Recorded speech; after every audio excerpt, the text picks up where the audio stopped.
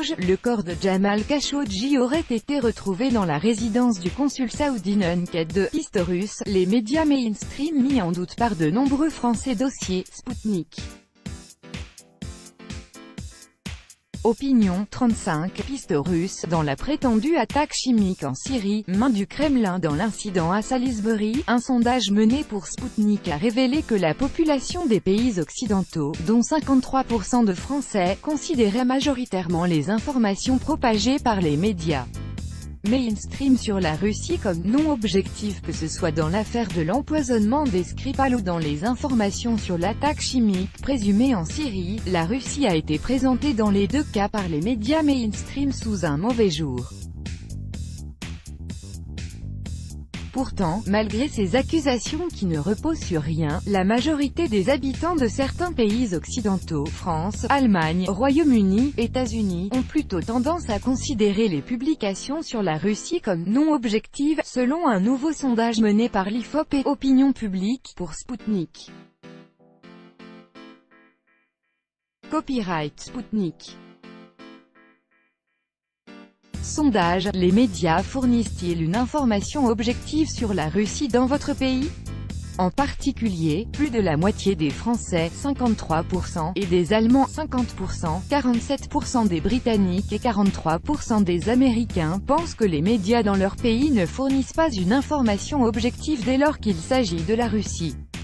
En France et en Allemagne, les jeunes âgés de 18 à 30 ans plus que les personnes d'âge moyen et les personnes âgées, clament l'absence d'objectivité sur la Russie dans les médias nationaux. En France, 58% des moins de 35 ans contre 51% de ceux ayant dépassé cet âge, et en Allemagne, 54% parmi les personnes âgées de moins de 35 ans contre 48% dans les autres classes d'âge. Aux États-Unis et au Royaume-Uni, au contraire, les générations âgées de plus de 35 ans parlent plus souvent de l'absence d'objectivité médiatique à propos de la Russie. Aux États-Unis, 46% des personnes ayant plus de 35 ans contre 34% de celles ayant moins de 35 ans. Au Royaume-Uni, 51% parmi les personnes âgées de plus de 35 ans, contre 38% parmi les plus jeunes.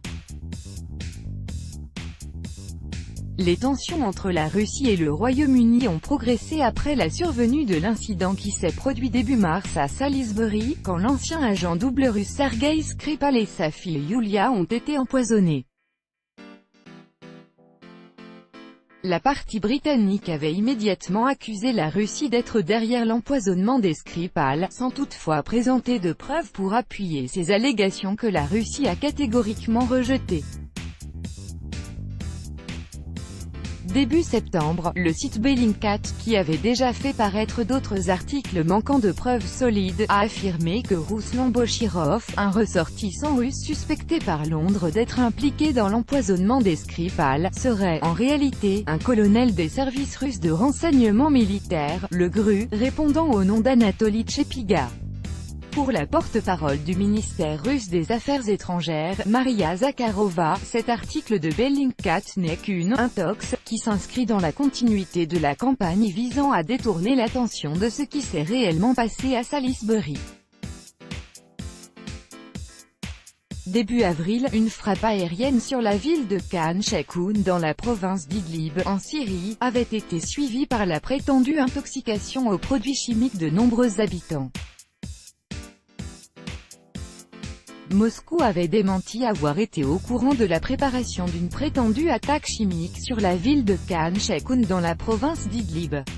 Selon Maria Zakharova, les déclarations des médias mainstream qui accusent Moscou d'avoir été au courant de la préparation d'une telle attaque chimique présumée près d'Idlib constituent de fausses informations et de simples calomnies.